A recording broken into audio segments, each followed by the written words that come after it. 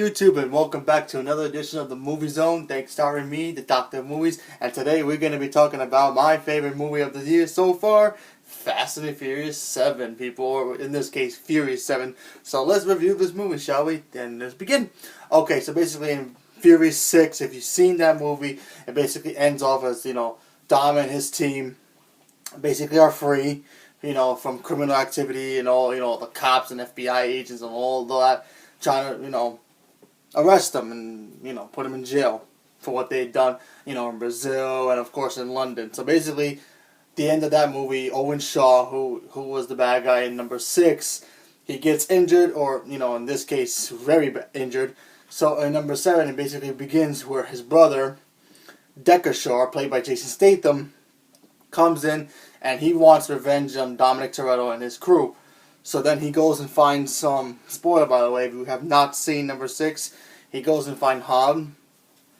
And he goes to Tokyo and he finds him, and he basically was the one who crashed into his car. Because if you've seen Tokyo Drift, you see that race between DK, Han, and Sean from Tokyo Drift, where they're racing through the streets, and then Han's car gets smashed because he was driving that orange one. And then you find out it was Jason Statham who did it, and then he tells Dominic Toretto he's coming after him, and basically it goes down. Dominic Toretto and his crew have got to watch their back. Now this movie, totally different direction from what the other ones were. The other ones basically were more, race cars and heists. This time, it's just more of a kind of save your own skin, by the way, due to the fact that now Dominic Toretto and his crew are free, and they want to just be left alone, live with their lives and do what they want to do. So now they have this problem. And then, they meet this guy, who's a government agent, played by Kurt Russell, and he's telling him, I need your help to help you. Basically, there's this woman who invented this machine, or like basically a computer thing, where you plug it into a computer and basically she can look up anybody in the world through internet, satellite, or a cell phone, or a camera. Anything with a lens or internet access, she can look for you anywhere. And, terrorists want this, and of course, the government wants to keep this thing safe and keep her safe. So basically, Kurt Russell tells Dom, listen, I want your help. I can help me find this machine, this device, that can basically find anything, and then we can find Deckard Shaw. That's who Jason Statham plays. And what I like about this movie is totally different from the other ones. Basically, Dominic Toretto, he's basically the more heroic person in this movie. You still root for him, even when he was a bad guy. But now that he's good, you really root for him because he's just awesome. Vin Diesel, every time he does his role, it's great. I love how he does this. And, this is, Paul Walker's last movie. And a lot of people were wondering how they were going to make that work. Well, I'll tell you. Basically, what happened was, since half the movie he kind of started before he died. And his two brothers came in because they both stunt people in the business. And, they did the stunts and did a couple other scenes that he couldn't do. And, they just digitized his face to make it look like Richard Paul. But when you watch this movie, you can't really tell.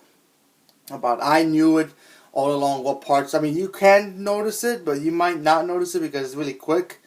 But I really like this movie a lot. For the most part, all the action scenes are awesome. That's like one of the best parts ever. Every scene in this movie is just awesome. And it's even more funnier than the other ones were. The other ones had laughs, but this one had a lot of laughs. Roman Pierce, played by Tyrese Gibson, he just made the movie more funnier. Now, there are moments in this movie I didn't like, due to the fact that there's only one problem about this movie I really didn't like. I wish it had him in the movie more, was The Rock. The Rock was in it, but he wasn't in it as much. He was basically in the beginning, and he comes toward back to the end. I wish he was in the whole movie again, because he brings that charisma, because he's The Rock. Dwayne Johnson, he makes it work, because he made the other two movies so awesome, because he was in it, because his energy and his ability to act as an action star, it works. And also, Jordana Brewster is not in this movie as much either. She plays Mia, Brian's wife, and she's not in it much. What I did like about this movie is that you see the relationship between Dom and Letty, and show them why they they first got together, how long have they been together, and why they have such a special bond between the two of them.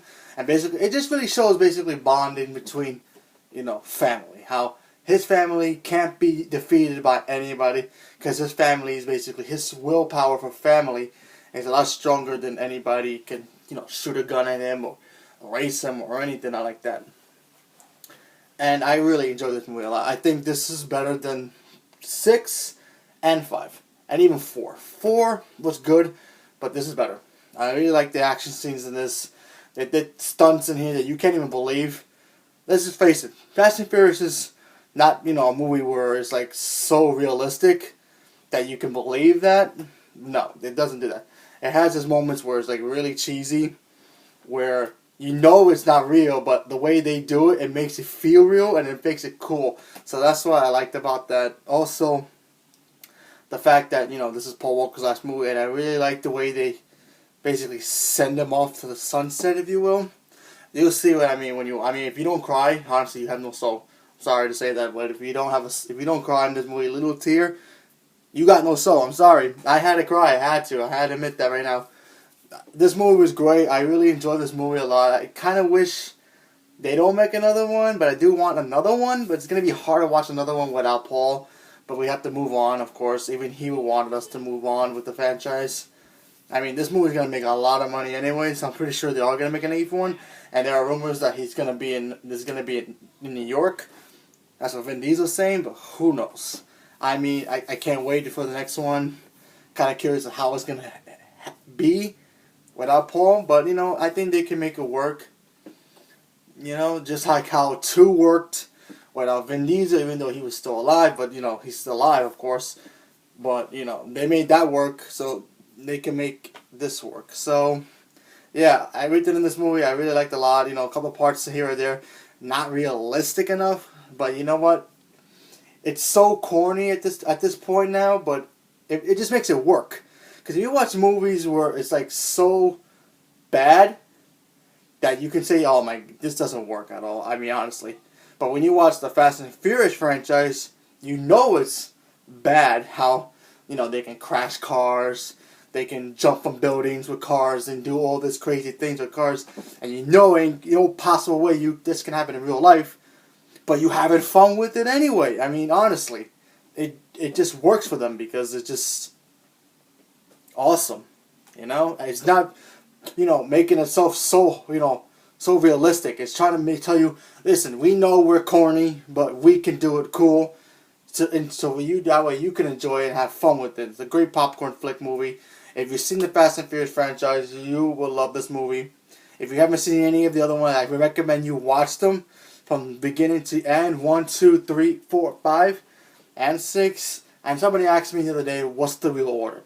Basically, here's the real order.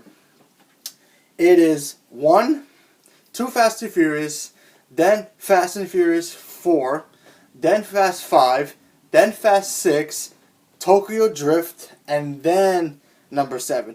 Now, they might make an 8 and a 9, but who knows what's going to happen. But honestly, I can't wait. I'm a little, like I said, I'm a little nervous about it, but I think it could work, and I just can't wait now. I'm giving Fast and Furious 7, Fury 7, a 10. It's great. I love this. Has its moments where it's like really cheesy, but it still works for me because it's, it's not taking itself seriously. So honestly, I love this movie.